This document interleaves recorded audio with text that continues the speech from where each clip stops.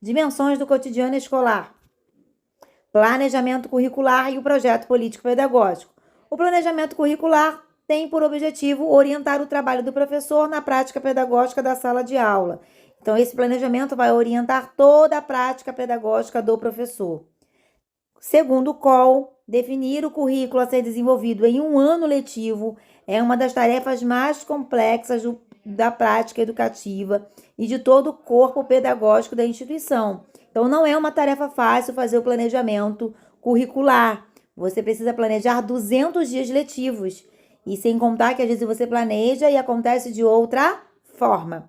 De acordo com o Sacristã, planejar o currículo para o seu desenvolvimento em práticas pedagógicas concretas, ou seja, coisas que realmente vão acontecer, não só exige ordenar seus componentes para serem aprendidos pelos alunos, mas também prever as próprias condições do ensino no contexto escolar ou fora dele. Então, você sempre vai precisar prever as condições do contexto escolar e fora dele. A função mais imediata que os professores devem realizar é a de planejar ou prever as práticas de ensino. Então, o professor ele vai estar sempre realizando, vai estar sempre prevendo, vai estar sempre planejando as práticas de ensino, mas sempre de forma o quê? Concreta, de forma que realmente vai acontecer e de acordo com a realidade da escola. A Lei de Diretrizes e Bases da Educação Nacional, a LDB, ela promulgou o Projeto Político-Pedagógico, que é o famoso PPP. Projeto Planejamento Político envolve pessoas, tomadas de decisões. Pedagógico, a intencionalidade da escola. Esse documento ele vai explicitar aí a identidade da escola, tá? Então, professores, gestores, funcionários, todo mundo vai se reunir e vai construir esse PPP. Vai construir a identidade da escola, a identidade de quem estuda naquela escola. O PPP, gente, ele tem aí dois objetivos. Organizar o trabalho pedagógico da escola e o da sala de aula, tá? Ele vai ser construído e vivenciado por todos da escola. Então, pai, mãe, professores, vizinhos que moram em volta da escola, todo mundo vai participar desse processo educativo. O PPP ele tem duas dimensões. Tem a dimensão política, que vai envolver as questões sociopolíticas da educação, sociais também, da sociedade, da educação, e a dimensão pedagógica, que é a intencionalidade da escola. A escola, em prol de um problema, de uma realidade, vai buscar uma transformação por meio das práticas pedagógicas. O PPP tem 5 princípios: igualdade, qualidade, gestão democrática, liberdade, autonomia e valorização do magistério. Igualdade para todo mundo, que todo mundo tenha as mesmas oportunidades. Então, hoje já estamos conseguindo essa igualdade. Como, Fernanda? Hoje a educação acontece dos 4 aos 17 anos de idade. Então, daqui a algum tempo, não vai se ter mais pessoas fazendo a EJA, porque as pessoas entram na escola aos 4 anos de idade e saem aos 17, tá? Então, estamos tentando manter essa igualdade aí. Qualidade, que a qualidade seja para todos. Infelizmente, hoje essa qualidade não é para todos. Os alunos que estudam num Elite, num Baiense, numa escola privada, num São Bento, num São Inácio, eles conseguem tirar notas boas no Enem. E os alunos da escola pública, eles conseguem competir com esses alunos dessas escolas que eu acabei de mencionar? Não, porque esses alunos da escola privada sempre saem na frente, sempre tiram o primeiro lugar. O aluno da escola pública, quando passa num vestibular, num Enem, que fica ali bem colocado, sai logo no Jornal Nacional, sai no RJTV, porque não é comum. Então, hoje, a gente já busca essa qualidade para todas as escolas, independente de ser pública ou privada. Gestão democrática é que todos participem das tomadas de decisões da escola. Liberdade barra autonomia significa que a escola tem liberdade para tomar algumas decisões. Então, vou dar um exemplo. Teve uma enchente no município aqui, próximo ao Rio, que é o município de Japeri. O prefeito de lá, ele antecipou as férias. por causa da enchente. Um outro município vizinho também que foi afetado, Paulo de Fronten, as aulas, em vez de começarem dia 5 de fevereiro, as aulas começaram em março. Então, você observa que as prefeituras têm autonomia para fazer algumas modificações nos seus sistemas educacionais, porém, elas precisam seguir as regras, que são 200 dias letivos e 800 horas. Elas não podem diminuir os 200 dias letivos e as 800 horas, mas elas podem fazer algumas modificações de acordo com as suas questões regionais, tá? E valorização do magistério é que esse professor ele seja valorizado. Então, quando tem um concurso que você entrega o seu título, isso é uma valorização. Quando você toma posse no concurso, que tem o seu plano de cargos e salário, quando você faz mestrado, doutorado, ganha tantos por cento. Mas essa autora, Veiga, ela também vai falar muito sobre uma valorização do magistério por meio de uma formação inicial e continuada, tá? Então, a formação inicial é quando a pessoa faz a pedagogia ou normal, continuada, mestrado, doutorado e pós-doutorado, e também simpósios, palestras. Se hoje, de repente, você ligar para o seu médico, doutor, quero marcar uma consulta para tal dia, e tal dia não dá porque eu estou num congresso, eu estou num simpósio. Congresso ou simpósio é uma forma do profissional estar se atualizando sobre um determinado assunto. Interdisciplinaridade é quando duas ou mais disciplinas dialogam entre si e o PPP ele tem essa proposta das disciplinas dialogarem entre si. Então, digamos que você acabou de tomar posse e aí você foi trabalhar numa escola onde a maioria das meninas engravidam com 14 anos. E aí evadem a escola no 9º ano. E aí o que você tem que fazer nessa escola? Qual vai ser o tema do seu PPP? Vai ser sobre bullying? Vai ser sobre sustentabilidade? Não, vai ser sobre gravidez na adolescência, que é a sua realidade. E dentro dessa temática, todos os professores vão trabalhar esse tema na sala de aula. Então, vamos lá. Gravidez na adolescência. O professor de língua portuguesa, ele vai levar uma reportagem para a sala de aula e vai trabalhar sujeito, verbo, predicado. O professor de matemática vai levar um gráfico para a sala de aula do SUS e vai mostrar a quantidade de meninas que engravidam na adolescência. E aí vai trabalhar a comparação, função, vai fazer expressões numéricas, tudo envolvendo essas quantidades. Professora de ciências vai trabalhar as transformações de um corpo de uma menina quando recebe uma criança na adolescência. Pode falar também sobre as consequências dessa gravidez na adolescência, né? Que o corpo dessa menina não está pronto. Pode também falar sobre os métodos contraceptivos e assim por diante. Então, todas as disciplinas vão conversar entre si sobre essa temática que é a gravidez na adolescência. E o PPP ele tem 3 marcos: situacional, conceitual e operacional. Situacional é a situação da escola. Foi o exemplo que eu dei aqui. Se você chegou numa escola para trabalhar e a maioria das meninas engravidam na adolescência, então qual é a situação? Gravidez na adolescência, coleta de dados. Conceitual, você vai fundamentar teoricamente esse teu PPP. Você vai procurar livros de pessoas que falem de gravidez na adolescência, livros sobre planejamento, e aí você vai fundamentar todo o seu PPP. São as questões teóricas, conceituais. E o último operacional são as estratégias que você vai colocar em prática.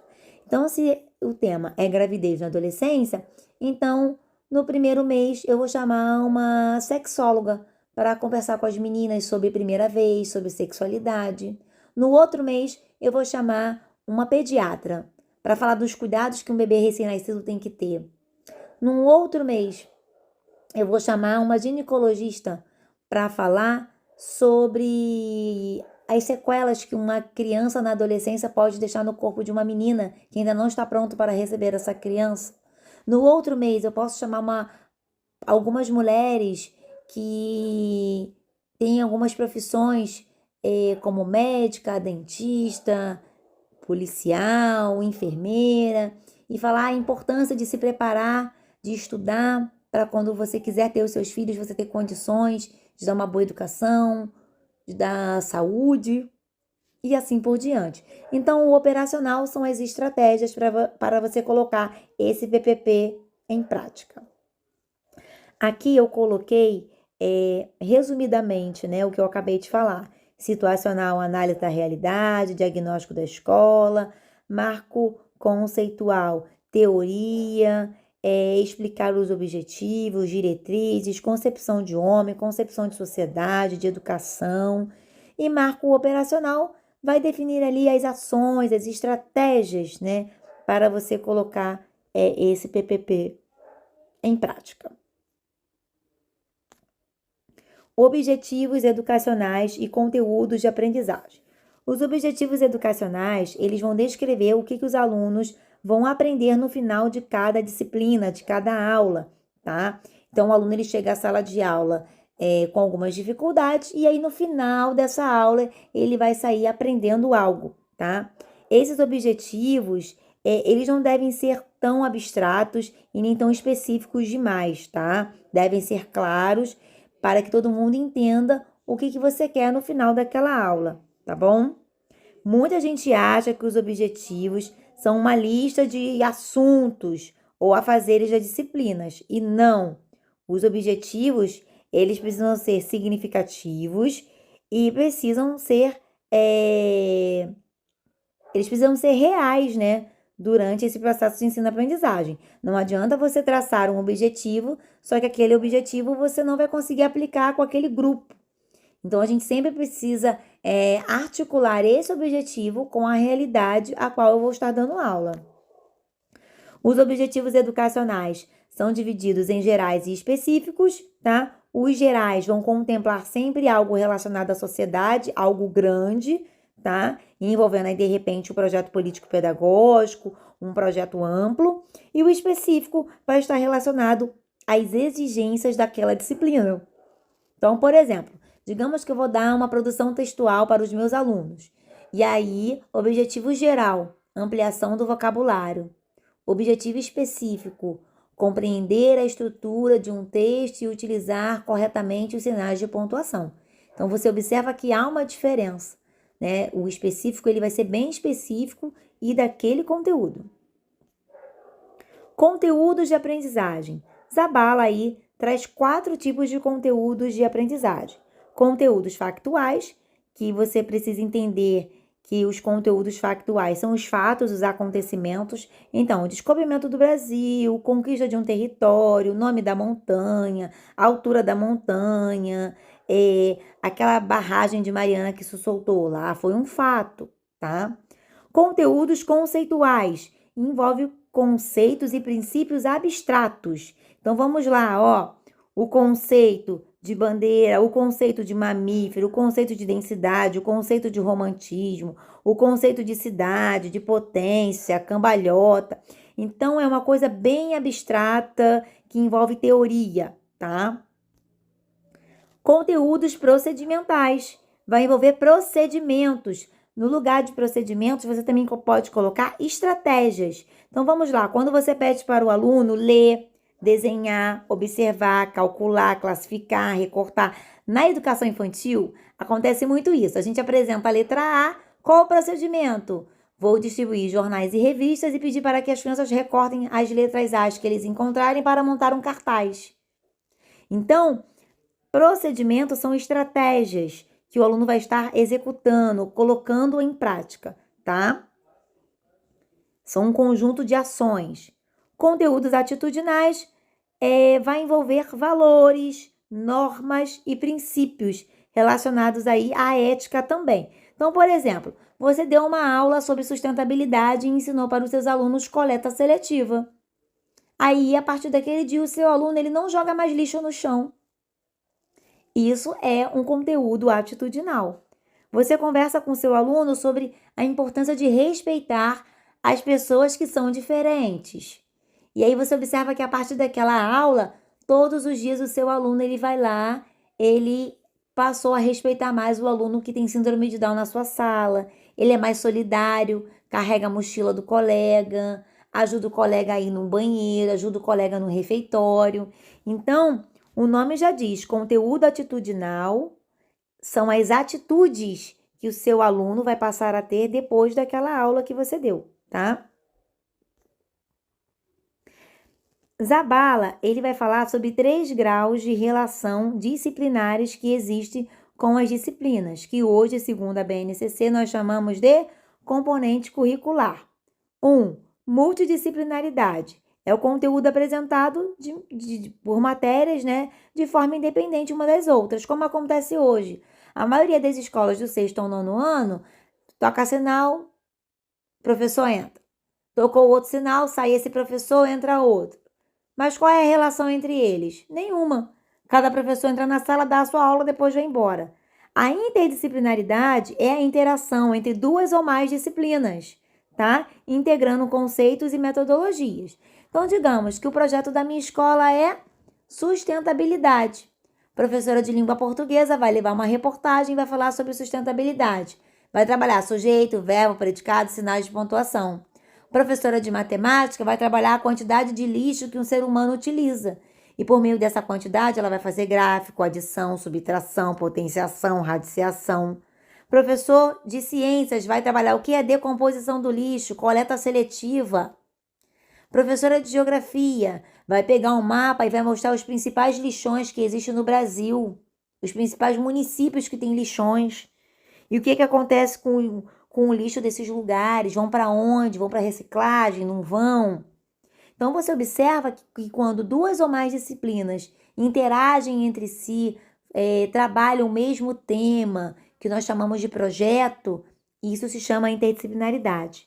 Agora, a transdisciplinaridade é a integração global. Isso é muito comum na educação infantil nos anos iniciais. É quando a professora conta aquela história da Chapeuzinho Vermelho.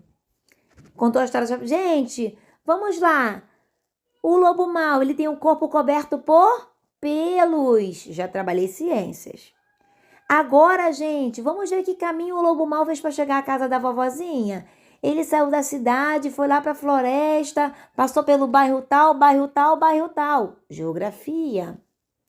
Gente, o lobo mau tem 4 patas. Matemática. Então, vocês vão observar que durante a história, eu vou trabalhar português, matemática, história, geografia, ciências, tudo junto. Sem eu ficar separando. Crianças, guardem um caderno, agora é aula de matemática. Crianças, guardem um caderno, agora é aula de português. Tá? Então, é uma integração global, total. Aí, aqui eu trouxe esse exemplo de interdisciplinaridade, que é o que mais tem caído, tá? Nas provas de concursos. Essa caixa é a interação entre os professores. Professor de ciências vai mostrar da onde veio essa caixa, a origem dela, que era uma árvore, foi cortada, foi para a fábrica, virou papel. Professor de matemática vai trabalhar o quê? O volume, vértice, aresta. Professora de arte vai trabalhar essa caixa aberta, plana. E o aluno já está pensando em outra coisa. Então, vocês estão observando, ó, que são 2 ou mais professores que têm algo em comum. O que está em comum entre eles? A caixa. Ação pedagógica para a educação inclusiva. Você precisa entender que dentro da educação inclusiva, o profissional da educação ele vai precisar trabalhar com um currículo flexível, com uma adaptação curricular, tá? Então, o que vai acontecer? O professor ele vai precisar ter esse cuidado. Então, digamos, temos um aluno autista dentro da sala de aula e esse aluno é um autista não verbal, ele não fala. E aí, o que vai acontecer? O professor pode fazer a prova com ele por meio de observação. De repente, todo mundo da sala faz uma prova de 30 questões. Ele vai fazer uma prova de 5 ou nem prova vai fazer. Então, todo o currículo vai ser adaptado a essa criança, até as atividades da sala de aula, tá? E aí, a gente precisa sempre trabalhar com o currículo voltado para a necessidade do aluno, tá? Sempre rompendo com esse esquema tradicional, que todo mundo tem que fazer a mesma coisa e na mesma hora. Não! O aluno, quando ele é especial, o currículo tem que ser adaptado às necessidades dele. E o currículo, ele precisa ser flexível. No contexto da pandemia, tanto os alunos atendidos, que necessitavam do afastamento escolar e permaneceram sob o regime domiciliar e hospitalar por questões de saúde, quanto os alunos que não necessitavam do afastamento, mas precisavam de adaptações curriculares, fazem parte do escopo deste trabalho. Então, a gente precisa entender que tanto o aluno que não vai para a escola por causa da pandemia, né?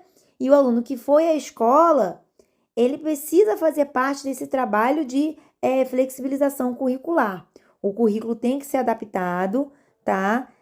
A esses alunos. E aí, o foco da inclusão com necessidades especiais são os alunos, as pessoas que têm impedimento de pequeno, médio e longo porte, né? E de natureza física, intelectual e sensorial. A sensorial vai envolver transtornos globais do desenvolvimento, habilidades e superdotação.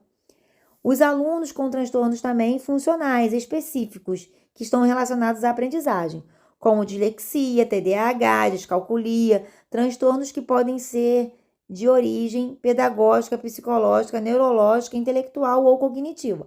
Então, os alunos com descalculia, disgrafia, dislexia, têm direito também a essa adaptação curricular, tá? Um aluno que tem uma dislexia, um grau bem alto de dislexia, ele provavelmente vai fazer prova oral, não vai fazer prova escrita. Então, tudo isso, o professor ele precisa estar atento e a escola também. A filosofia da inclusão vai defender uma educação eficaz para todos os estudantes, de modo que todo mundo tenha as suas singularidades atendidas, tá? E o propósito da escola hoje é adaptar o currículo à necessidade dos alunos, tá bom? Segundo Candu,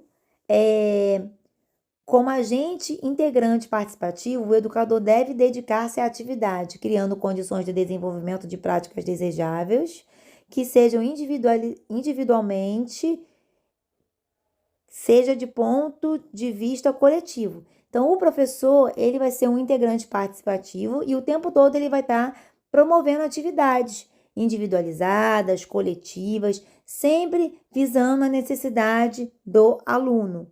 Sendo assim, o educador, além de transmissor do conhecimento, deve atuar como mediador, com vários recursos, um aprendizado crítico reflexivo e sempre de forma ativa, tá? Avaliação, função, objetivos e modalidades. Da educação infantil à universidade, crianças e jovens são constantemente sentenciados por seus comportamentos e tarefas. Então, Jussara Hoffmann traz essa crítica, né? A criança, desde quando ela nasce, que ela chega à escola, não faz assim, não senta assim, não come assim, faz desse jeito. E na universidade também não é diferente. A avaliação, do jeito que ela acontece, ela está de forma errada. Nós somos julgados e classificados em aprovados e reprovados o tempo todo. Lucchesi afirma que o ato de avaliar não é um ato impositivo, mas sim um ato dialógico, amoroso e construtivo.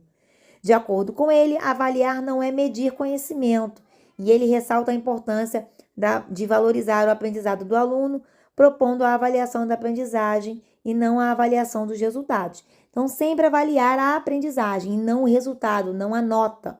E hoje encontramos ainda muitas escolas que avaliam a nota. Hadid apresenta 4 princípios básicos que norteiam a avaliação do processo de ensino-aprendizagem, sendo a avaliação é um processo contínuo e sistemático. Portanto, ela não pode ser esporádica e nem improvisada, mas, ao contrário, deve ser constante e planejada. Nessa perspectiva, a avaliação faz parte do sistema mais amplo, que é o processo de ensino-aprendizagem, nele se integrando. Então, essa avaliação ela sempre vai ser contínua, sistemática e não pode ser de qualquer jeito, ela tem que ser planejada.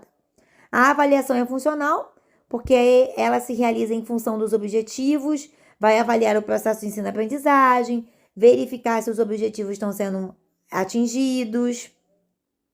A avaliação é orientadora, pois ela não visa eliminar alunos, mas orienta o processo de aprendizagem para atingir os objetivos.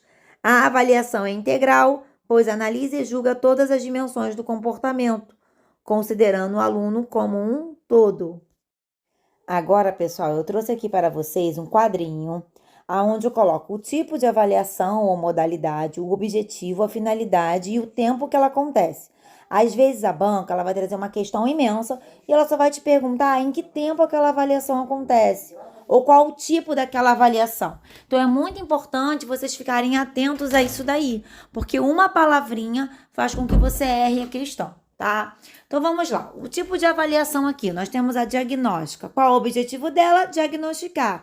Qual a finalidade dela? Verificar os conhecimentos prévios dos alunos. Quando você tomar posse, a primeira coisa que você vai ter que fazer é fazer uma avaliação diagnóstica para saber aquilo que o seu aluno realmente sabe. E a partir dali, você tomar a decisão de você fazer o seu plano de trabalho, o seu planejamento, ter uma tomada de decisão para melhorar o seu aluno. Em que tempo ela vai acontecer? No início. No início do bimestre, do semestre, do trimestre, tá? A formativa, ela tem o objetivo de controlar. Alguns autores também chamam de reguladora. Você vai regular o que o seu aluno está aprendendo. E qual a finalidade dela? Verificar se os objetivos que você traçou lá na avaliação diagnóstica, se o aluno está conseguindo atingir aqueles objetivos. Essa avaliação, ela sempre vai ser contínua e também processual, porque ela vai estar acontecendo o tempo todo e vai ser durante o processo de ensino-aprendizagem, o tempo dela. Algumas bancas colocam assim, no meio do processo de ensino-aprendizagem. Ela também pode acontecer no final do bimestre, super normal, para você saber se o seu aluno está pronto para você seguir com um novo conteúdo. Mas geralmente ela sempre vai acontecer durante o processo de ensino-aprendizagem. A somativa, ela vai classificar o aluno. Esse é o objetivo dela, tá? Esse é o objetivo dela. A somativa, ela vai classificar o aluno. Esse é o objetivo dela. E a finalidade dela é classificar os resultados em aprovado ou reprovado, tá? E ela sempre vai acontecer no final do bimestre, trimestre ou semestre ou ano letivo, tá bom? Aí cuidado para você não confundir. Se a banca te perguntar qual o tipo, qual a modalidade de avaliação que acontece no final do período ou do bimestre, o nome dessa avaliação é o quê? Somativa. Não marquem classificatória, porque às vezes a banca coloca a letra A somativa, a letra D classificatória. Né? Classificatória é o objetivo dela, tá? Seria a finalidade também. Então, só cuidado com isso. Os direitos da criança e do adolescente. Esses direitos hoje são garantidos pelo ECA, a Lei 8.069, criada aí no dia 13 de julho de 1990, que dispõe sobre a proteção integral das crianças e dos adolescentes. Antigamente, não existia o ECA. Na década de 70, existiu o Código de Menores, que foi uma lei de proteção aos menores. Só que só na teoria, tá? Porque, na verdade, ela julgava os meninos que estavam em situação, os meninos, os jovens, né, em situação irregular. E aí, para a época, ela era um pouco autoritária devido à situação da ditadura. Então, ela maltratava muito os menores de idade, né? Você já deve ter ouvido falar assim, antigamente os policiais pegavam esses jovens, batiam mesmo e a mãe não podia falar nada. Então, eles batiam muito nas crianças, judiavam muito. E aí, não tem como, né, você ter uma lei dessa maltratando aí uma criança.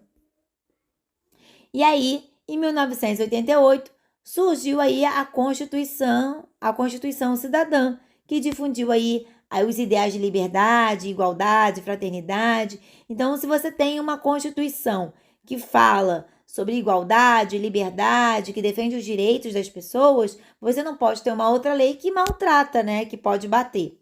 Então, a Constituição Federal, no seu artigo 227, diz assim: é dever da família, da sociedade e do Estado assegurar à criança, ao adolescente e ao jovem, com absoluta prioridade, o direito à vida, à saúde, à alimentação, à educação, ao lazer, à profissionalização, à cultura e à dignidade e ao respeito, à liberdade ao convívio familiar e comunitária, além de colocá-la a salvo de toda forma de negligência, discriminação, exploração, violência, crueldade e opressão.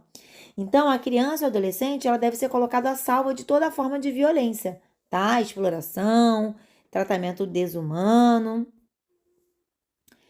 O que garante o ECA, tá? O ECA, ele vai garantir a essa criança uma proteção integral, tá? Então, ele se estruturou aí em 2 princípios fundamentais. O princípio do interesse do menor vai ser levado em consideração as situações do interesse ali do menor. Claro que quando essa criança ela não tiver um pai ou responsável por cuidar dela, o Estado vai cuidar dessa criança, tá? E o princípio da prioridade absoluta, tá? Contido no artigo 227 da Constituição, que ele estabelece o direito das crianças e dos adolescentes devem ser tutelados com prioridade, tá? O ECA sempre vai garantir esse direito a proteção integral da criança e do adolescente. E também vai garantir vida, saúde, liberdade, respeito, dignidade, convivência humana e comunitária, educação, cultura, lazer, profissionalização e proteção ao trabalho. Quais são os deveres dos conselheiros tutelares? O artigo 131 do ECA traz alguns deveres desses conselheiros tutelares: atender as crianças e os adolescentes cujos direitos foram ameaçados ou violados, bem como os menores que praticam ato infracional. Então, o conselheiro tutelar vai cuidar dessas crianças que praticam ato infracional ou das crianças e adolescentes que não tem ninguém que cuide delas, que está sendo ameaçado aí. Atender e aconselhar os pais ou responsável e encaminhar para os serviços de apoio à família, curso e orientação, tratamento psicológico.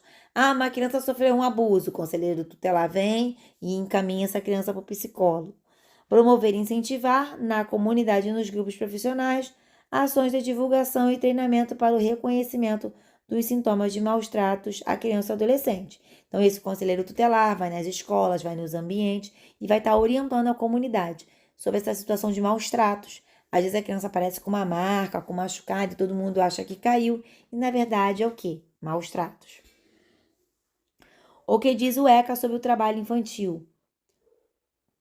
O ECA, ele proíbe, né, o trabalho noturno de perigoso ou insalubre, né, a menores de 18 anos.